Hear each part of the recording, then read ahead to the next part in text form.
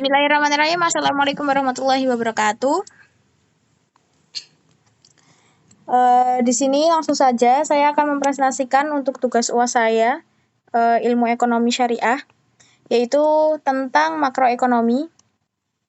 Di mana makroekonomi ini adalah cabang ilmu perekonomian yang sifatnya umum karena dia di dalamnya merupakan keseluruhan dari agregat, lalu kinerja perekonomian di suatu kota, wilayah, kelompok, ataupun negara. Dan ini tidak hanya di negara-negara tertentu, namun segalanya yaitu ya termasuk Uni Eropa, semua negara Muslim, atau negara-negara di Timur Tengah dan juga Afrika Utara.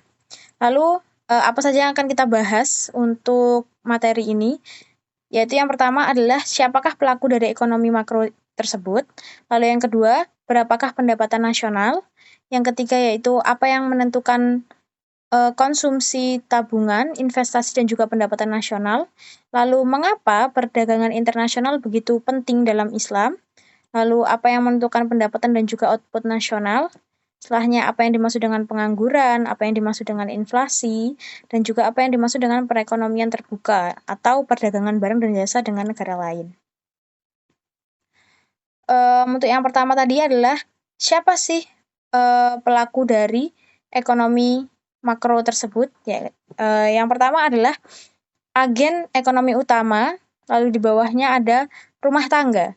Karena ini kita jadi agen perekonomian ini yang terutama adalah dari terkecil ini adalah rumah tangga, di mana ia memiliki sektor-sektor produksi seperti tanah, lalu konsumsi, dan lain sebagainya. Jadi skalanya masih kecil.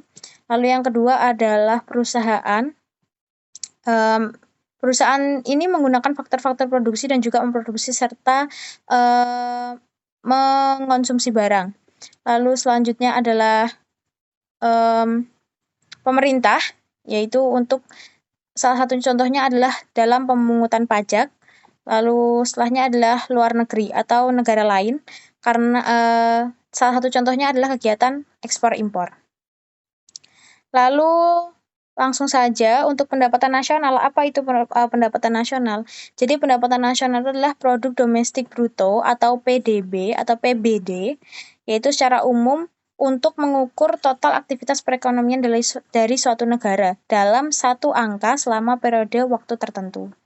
Seperti itu. Nah, dalam konteks ekonomi Islam, penyesuaian diperlukan untuk menghilangkan barang-barang yang terlarang dan memperhitungkan dampak eksternalitas negatif serta penilaian yang berbeda terhadap produksi sumber daya yang dapat habis. Gitu. Lalu langsung saja lanjut ke IGDP, yaitu IGDP ini dapat dibagi menjadi 4, yaitu ada konsumsi, investasi, pembelian pemerintah, dan juga ekspor neto. Untuk konsumsi ini, jumlah barang dan jasa yang dibeli itu lebih difokuskan untuk rumah tangga, jadi lebih difokuskan untuk masyarakat. Sedangkan untuk investasi, yaitu barang dan jasa yang dibeli untuk menghasilkan output di suatu perusahaan. Selanjutnya adalah pembelian pemerintah, yaitu barang dan jasa yang diperoleh pemerintah untuk programnya. Contohnya tadi kayak ekspor, impor gitu. Lalu yang terakhir adalah ekspor neto, yaitu ekspor dikurangi impor. Lalu lanjut saja,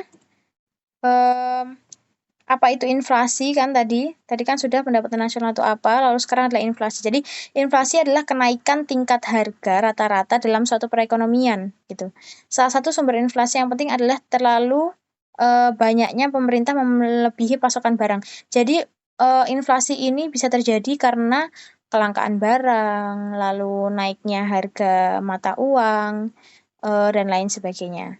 Jadi segala hal yang terjadi di dalam negeri maupun di luar negeri ini akan mempengaruhi yang namanya inflasi tersebut atau tingkat harga rata-rata suatu barang dalam periode tertentu ini. Lalu selanjutnya adalah pengangguran. Pengangguran merupakan indikator makroekonomi yang penting karena berdampak langsung pada individu dan juga keluarga, dengan potensi dampak yang sangat serius, terutama dalam jangka waktu yang lama. Dalam Islam, memiliki pekerjaan atau bekerja keras dianggap sebagai kewajiban ekonomi dan sosial bagi seorang Muslim yang mampu secara fisik. Oleh karena itu, tujuan utama dari kebijakan ekonomi publik harus mendekati tingkat lapangan kerja alami atau penuh yang dapat meningkatkan standar hidup dan kesejahteraan masyarakat secara keseluruhan. Seperti itu. Lalu, untuk yang terakhir, penjelasan tentang perdagangan nasional tadi. Mengapa sih perdagangan nasional itu penting dalam Islam, ya kan? Karena perdagangan nasional ini dapat menyatukan orang-orang. Jadi dari sini perdagangan internasional dapat menyatukan orang-orang tidak hanya dalam lingkup yang kecil atau skala yang kecil, tapi juga dapat menyatukan segala masyarakat dari segala tingkatan. Seperti itu. Lalu dalam perdagangan internasional terdapat dua model standar, yaitu satu, model Ricardian sama model Hexker-Ohlin, yang menjelaskan alasan yang mendasari perdagangan berdasarkan perbedaan produktivitas tenaga kerja dan fakta produksi antar negara. Islam menghargai aktivitas ekonomi dan perdagangan. Nah, ini salah satu alasan yang lain adalah karena Islam itu menghargai aktivitas ekonomi dan perdagangan. Karena Nabi Muhammad sendiri berasal dari keluarga pedagang. Serta memajukan perdagangan dengan itikad baik. Lalu setelah alasan yang lainnya adalah Ibnu Khaldun menekankan pentingnya kerjasama dalam meningkatkan efisiensi ekonomi dan memenuhi kebutuhan manusia. Lalu yang terakhir adalah implikasi ajaran Islam terhadap perdagangan internasional. Jadi bagaimana mengimplementasikan ilmu-ilmu dari agama dalam perdagangan nasional tersebut. Ya, gitu. Jadi kesimpulannya bahwa makroekonomi ini dalam Islam itu dianggap sangat penting karena memiliki banyak dampak yang baik dalam pelaksanaannya, seperti itu. Ya, mungkin ini penjelasan yang singkat, padat, dan jelas. Semoga bisa dimengerti dan dipahami. Jika tidak, nanti boleh bertanya pada saya jika kurang jelas. Oke, terima kasih waktunya, Abang dan iparku. Seperti itu. Terima kasih. Wassalamualaikum warahmatullahi wabarakatuh.